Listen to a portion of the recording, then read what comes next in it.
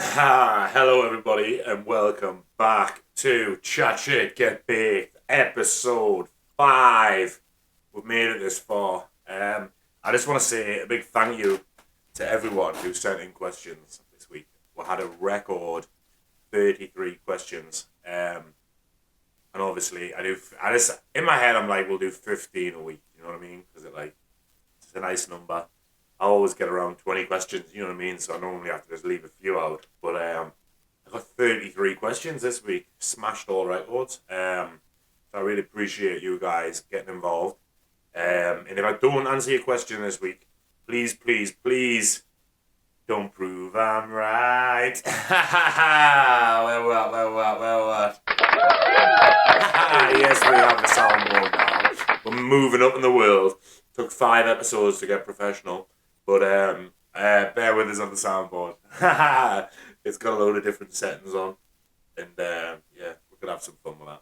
But yeah, if I don't answer your question this week, please keep getting involved and send your question in for next week. And I promise I will get round to everything.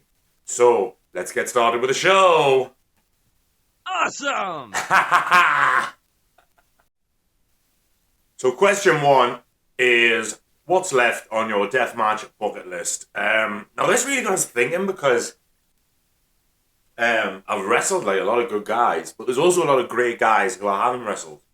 But me personally, I'm not one of them people who'll be like, oh, I really want to wrestle this person, I really want to wrestle this person. Particularly in deathmatch, I'm like, there is obviously like a few guys who stick out that I haven't had that one-on-one singles match with yet. So you've got like, for like over here, you've got like Jack Harrop, Iceman, that I haven't had that singles match with yet. Tommy, Alton Thorne, you know what I mean? I want to take all those guys off my list. Do you know what I mean? But like for me, I'm all about like building that story, and let's have a few. Let's tell the story. Let's have 3. Let's have 4. Let's have 5. Do you know what I mean? Over the course of the year or 2 years, and let's make it mean something. Do you know what I mean? So the true, honest answer to this question is probably Matt Tremont, because we've had that one match in GCW and we didn't use crazy. I wrestled Matt Tremont for the first time and we didn't use any weapons. But I loved it, you know what I mean? It was a callback to Don Fry. Boom, boom, boom. Takayama. Dash, dash, dash, dash, dash, dash, dash. Boom, boom. What a war that was. But yeah, I love that match. And I just, like, do you know what? Watching Tremont and Bronson back, do you know what I mean? I'm like, I want to top that with Tremont, me. And I feel like I've got it in us. If he's got it in him, I've got it in us. So I'd say that's one. Again, like that, I'd love to wrestle Masada again. I'd really love to wrestle Masada again. Masada was my second match in America under the XPW banner, which we'll get to later on. But I would love that rematch like now, because I feel like I'm so much better than I am then. So it's like, it's not even like a bucket list. It's like a lot of mine are like rematches. Like I want another go. Yeah. So I hope that answers your question. I wasn't copping out there, but that's just real and like what I think of when you asked that question. So I appreciate it. Question 2.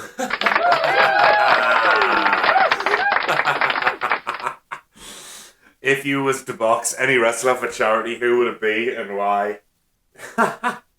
Do you know what, right? I'm not being funny, but like, me versus Nathan Black in a charity boxing fight, like, that would make bare money for charity. Am I wrong? Am I wrong, guys? Am I wrong? Awesome! Awesome! It would be awesome. Me and, yeah, it's gotta be me and Nathan Black, right? Easy win. And obviously, he's got a great thing going on with PPW, and they've done charity events before. Do you know what I mean? They're drawing a crowd. I think it would be great. I think it would draw. I think it would be a great spectacle. Or skeptical. Spectacle or I don't know. Words are my strong point despite having a podcast. But yeah, honestly, like, who can argue with that? Me and Nathan Black. That would be a great charity boxing fight, wouldn't it? Put a thumbs up in the comments if you think it is. Other than that, it would have to be Ken Shamrock, because I want to get my hands on you, Ken. You're the world's softest man. You're not the world's most dangerous man. You're a shell of your former self. You took a WWE Legends contract to avoid having to work with me, because there was a promoter trying to bring you in to work with me, but bottled it and took a WWE Legends contract, so he couldn't do it. So, is what it is. But Ken, if you're watching, I love this soundboard, mate.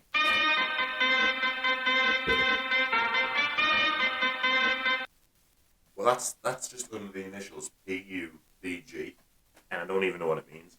Anyway, on to the third question. I've been asked to pick my opponents for my title run at Rapid. You fancy it? Yeah. Look, it comes down to two things. Am I free on that day, and am I getting paid enough money? If both of those are ting ting, count me in. Do you know what I mean? Simple as, if the bag's right and I'm free, I'm like not free. I don't work for free, but if the date is free and the money's right, I'm in. Do you know what I mean?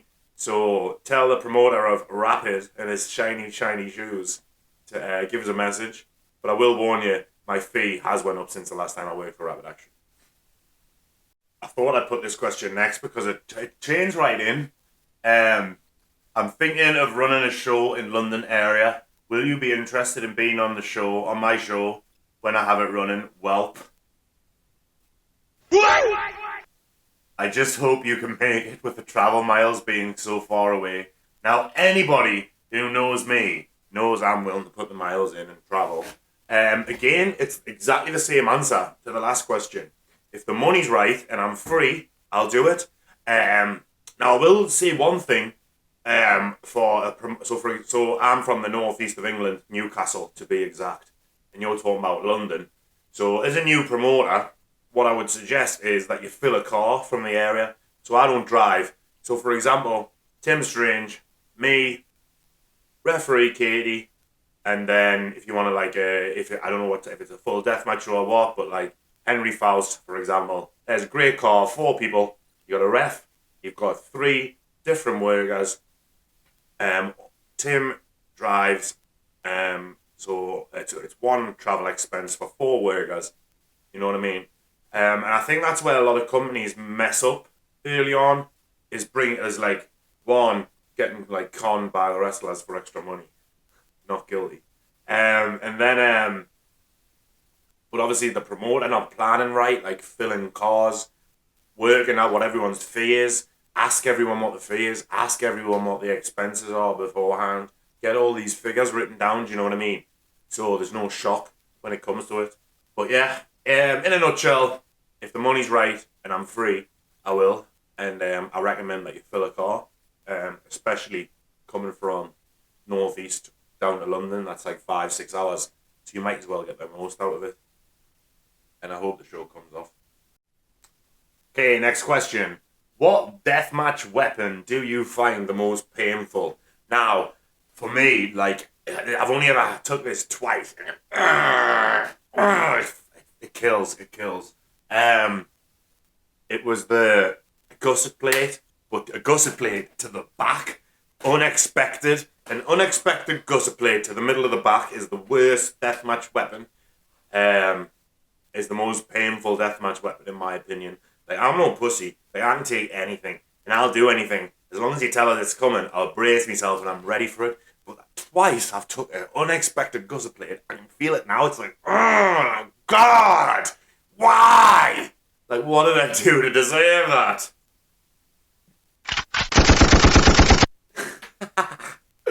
Too much fun. But yeah, honestly, an unexpected gusset plate in the middle of the back sucks. Next question. What's up? 1, 2, 3, 4, 5. Question 6. What exactly is the...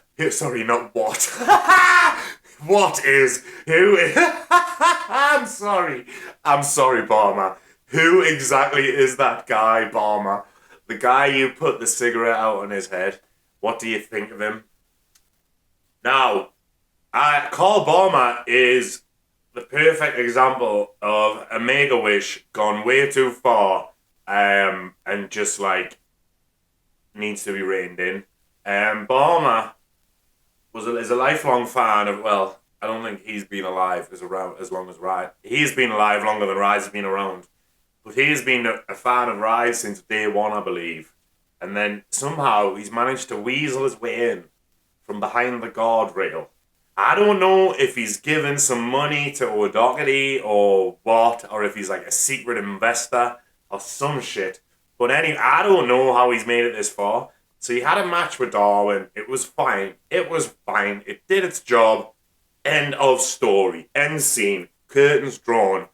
And then, before you know it, it's like, oh, I'm planning my other match. My next match. And then, like, he's slipping into guys' DMs, telling them shit that's happening on the shows before they've even been told about it. And then that shit is coming true. And it's like, wait a minute, Balmer. Like, are you in the money? Are you on Team Money now of Rise, the Rise board? And now he's a priest for Danny O'Doherty. He wears a wig. I don't really know what to make of it all, but I don't like it. And I think Carl needs to go back behind the guardrail. No more wishes, no more wigs, no more fun. Well, lots of fun, but just from behind the guardrail, Carl. Do you know what I mean? Have you even trained before? Okay, next question. What's this? I counted them last time and I keep forgetting. That's because I'm baking in between answers.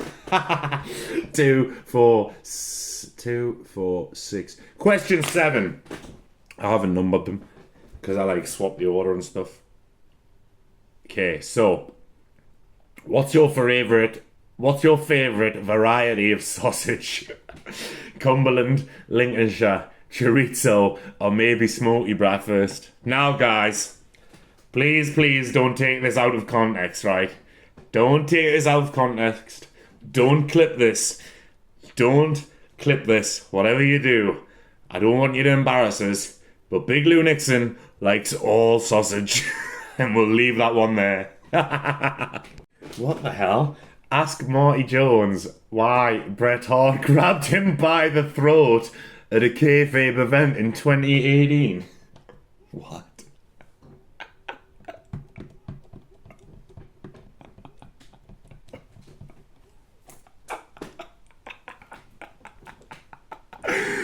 What the fuck? What? Oh my god, so many questions. Why, Marty? Marty Jones? Why did Bret Hart grab you by the throat at a kayfabe event in 2018? Why? Wow. Do you know what, right? In all seriousness, Marty Jones is off the hook now. I seen him at Bloodsport London, and the guy looks like he's on death's door. Like, he can hardly walk. He's fucked. So I think Marty Jones is off the hook now. I can't be like antagonizing the bloke for him to die next in the Brit Rest bingo card. So yeah. Yeah. Why, Marty? Why? Oh wow, yeah. What was this all about?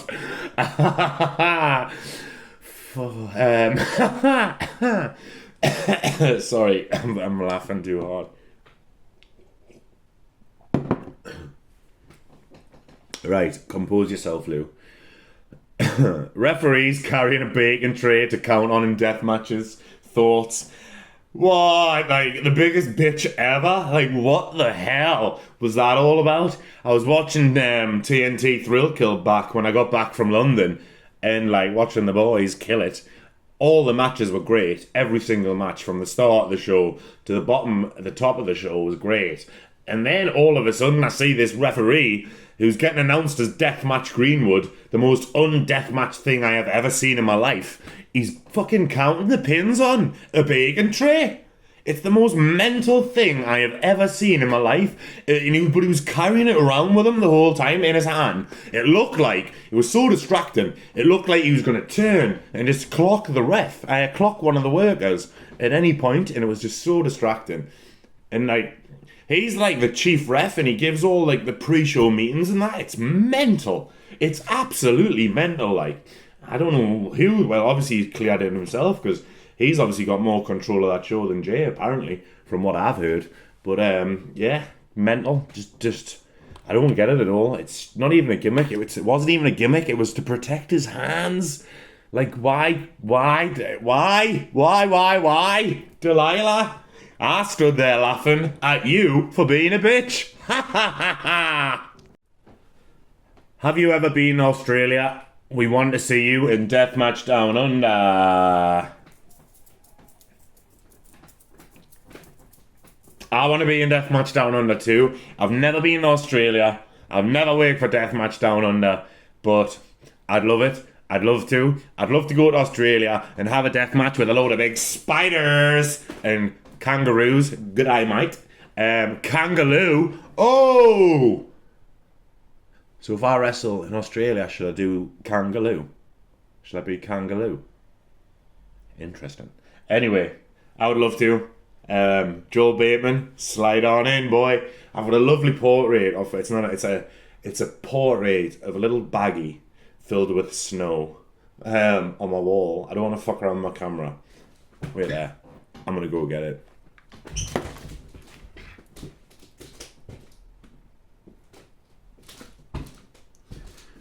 This was painted by Joel Bateman himself.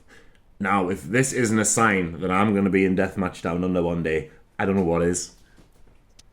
Haha, next question is a good one. What's your favourite merch that you've seen other wrestlers sell? Now, for me, right now, it's got to be Ian Skinner's Last Supper shit. Hey! There's a reason why I like that so much and I put it over so much on the internet. Because this bad boy's been with me for a long time. It was in my mum and dad's house when I lived with them. And they moved and I moved out. And they said, my mum was like, would you like this? Because it's there's no space for it in the new place. And I've had it ever since. I've had it for a number of years now. Maybe like 8 years. It's been on my walls across 2 different flats. So yeah, I love the Last Supper. Hence why I love Ian Skinner's Last Supper inspired t-shirt. Go grab it next time you see Ian on a show, because I'm sure I'm gonna go grab that shit. Okay, next question. Top 5 non-deathmatch wrestlers, past or present. So I don't know. I don't know if you meant like influence, popularity, best worker, best in ring, whatever. So I've kind of just like bundled it all in one, and it's my top 5. Even though I've kind of copped out at the end a bit. Kind of, but we'll get to it. Smokey! Come on then. Yeah. Who's your favourite wrestler? Oh. Do you want to be on camera while I answer this one? Okay.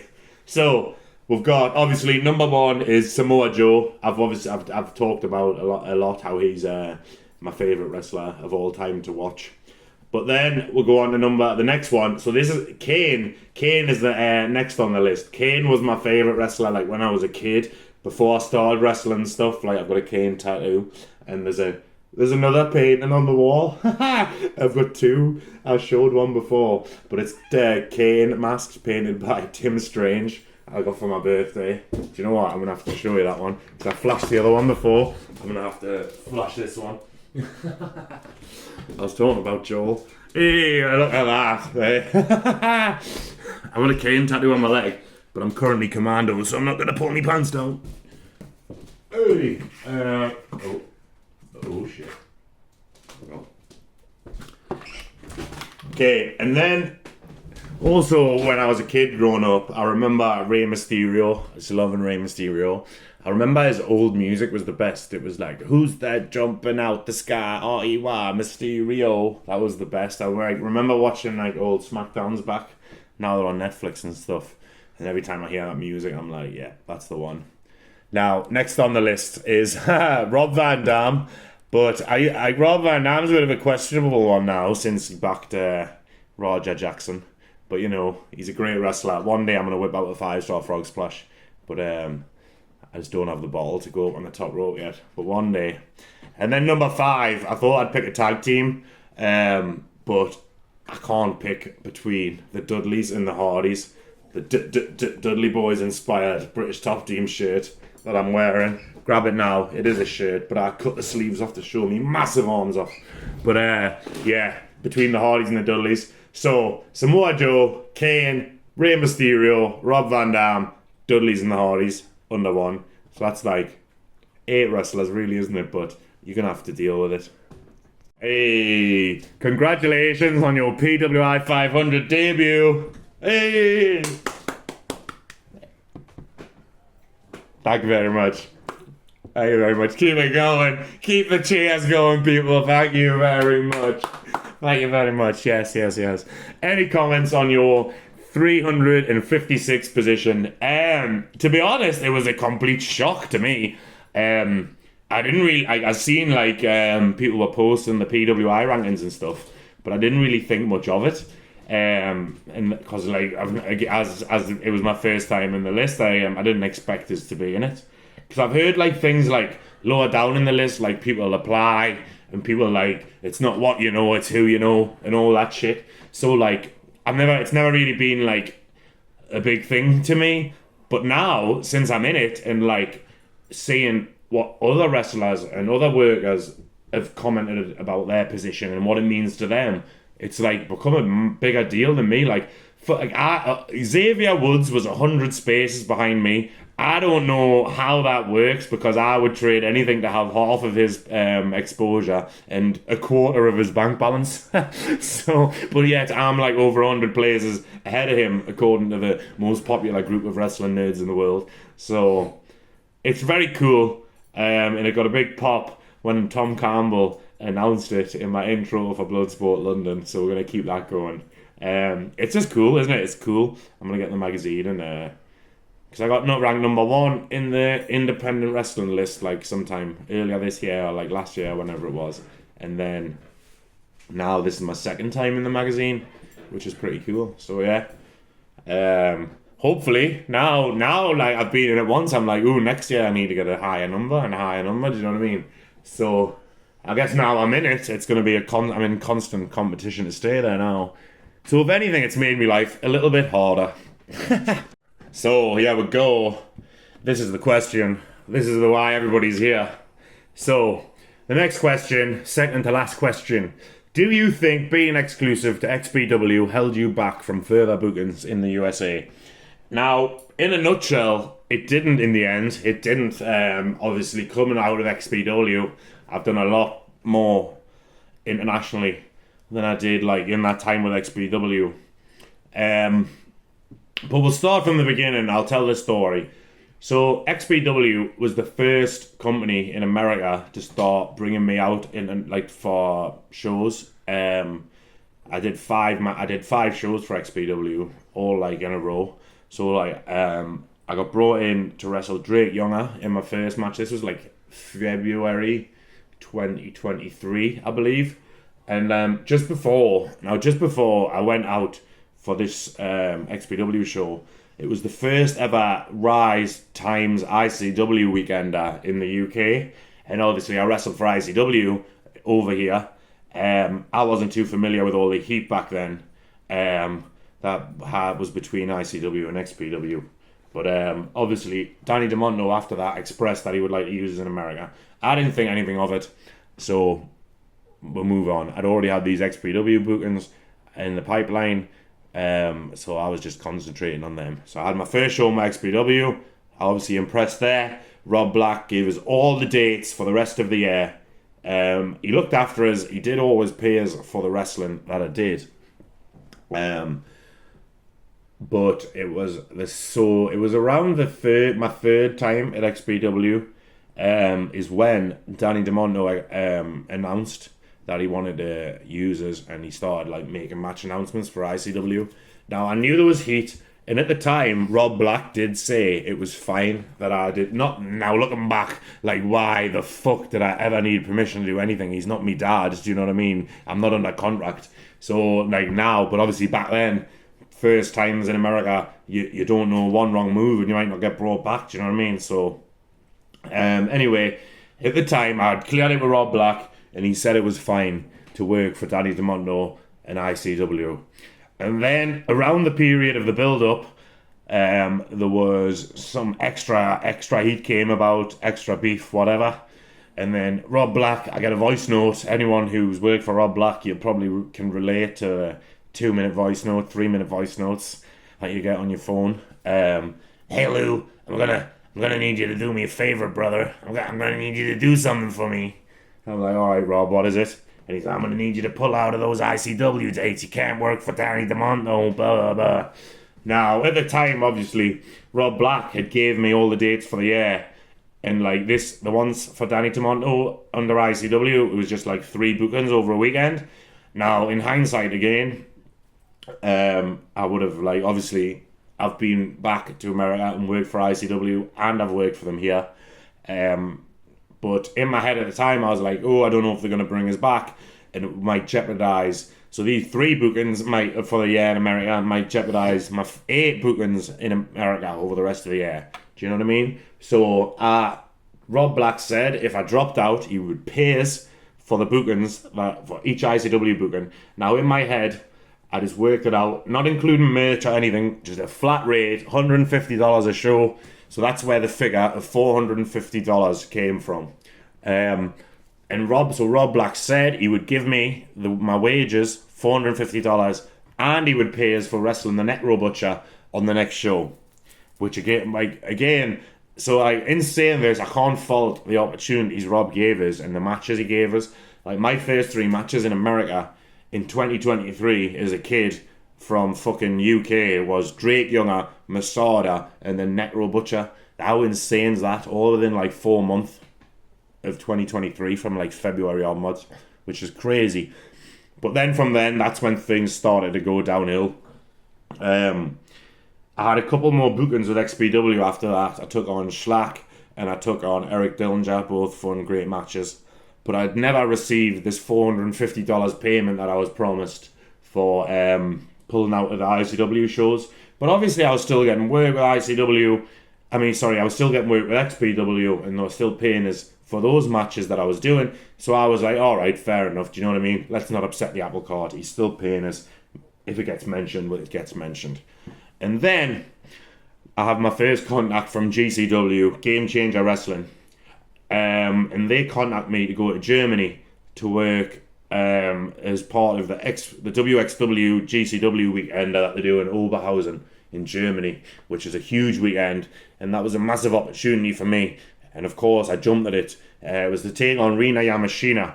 So again, me being the fool that I was at the time, I went to Uncle Rob just to double check I was allowed, like he's me fucking dad or me boss, which he wasn't really.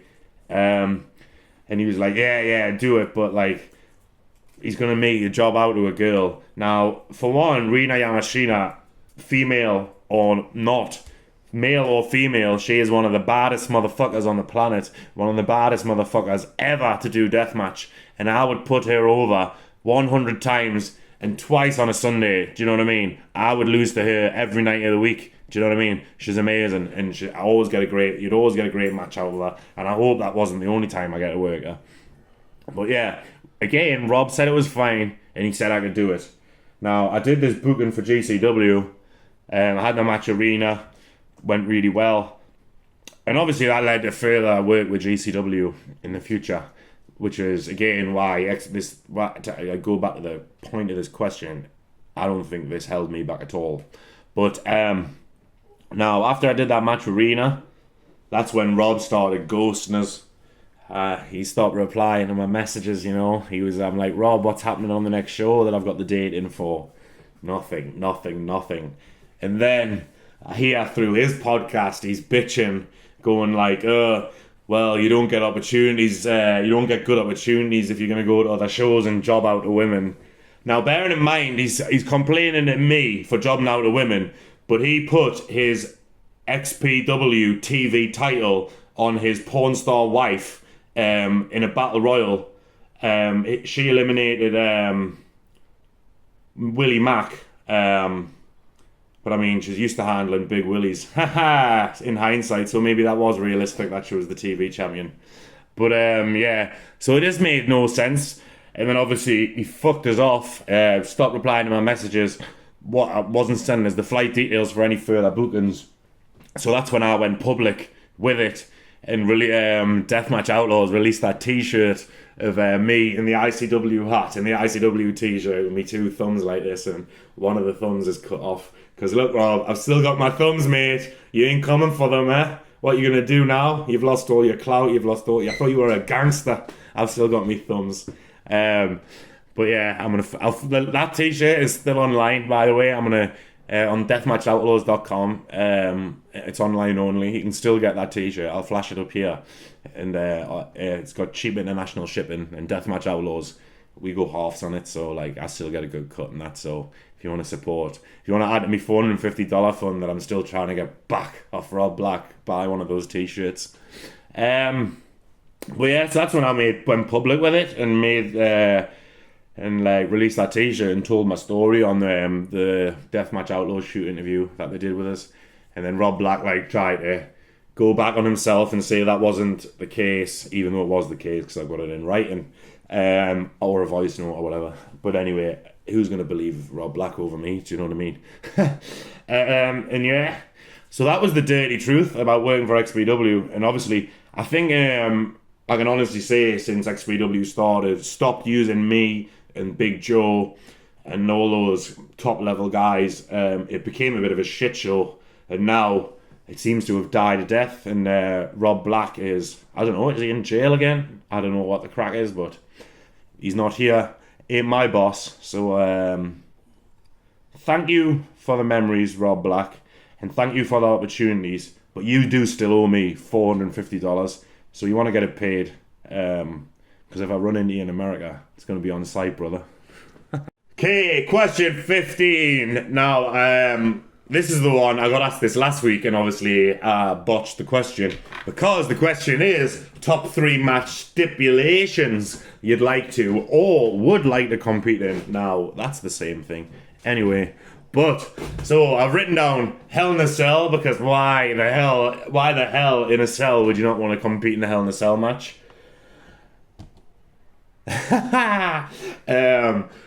So I just think that'd be cool. And again, I think the only place that could ever happen really is in WWE. Do you know what I mean? I like a big company because you're not going to get a Hell in a Cell on the Indies, are you? But it's obviously it's a fantasy list, isn't it? You asked the question. So Hell in a Cell. Now, number 2 on that list. Do you remember way back when? I'm sure Ken Shamrock fuck you, Ken Shamrock. I'm sure Ken Shamrock competed in one of these. It was like a Lions Den match in the WWF.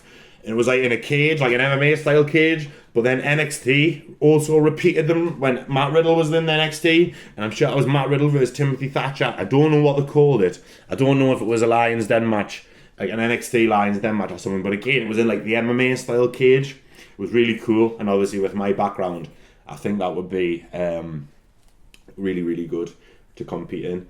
And then number 3, I was talking to Alan about number 3. And we came up with a deathmatch Iron Man. How cool would that be? 60 minutes on the clock, or half an hour on the clock, and just many falls as you can. A death match, that would be fucking crazy. All the gimmicks, all everything on the outside, all the tubes, ultimate Iron Man, ultimate deathmatch Iron Man, something like that. Yeah, I think that would be it. So Hell in a Cell, Lions Den / NXT MMA style cage match. Someone put in the comments what the actual name of that match was, because it did have a name and the matches were really cool. And then Deathmatch Iron Man would be the 3 answers there. And that is it for Chat Chick Get Baked, episode 5. Whee! I want to thank everyone for making it this far. If you made it this far, can you drop a like? Can you share this video about? And please, please, please hit that subscribe button. I'm on my journey to 1,000 subscribers. I woke up today with 670 odd subscribers, which was a massive jump from last night. I think it was because I released me dirty thumbnail about the dirty truth of XPW. And keep a lookout for later in the week when I drop me Not Gonna Lie link for next week's episode, which will be episode 6. I can't believe we made it this far. I've got a proper setup, I've got a soundboard, I've got a proper mic. Check, 1, 2, when we're coming on through with a brand new flow. Pickle in the pepper, the pickle, the piper. I've got the rhymes to make the rhymes hyper. See you next week, guys. He's a fucking amazing. Love yous.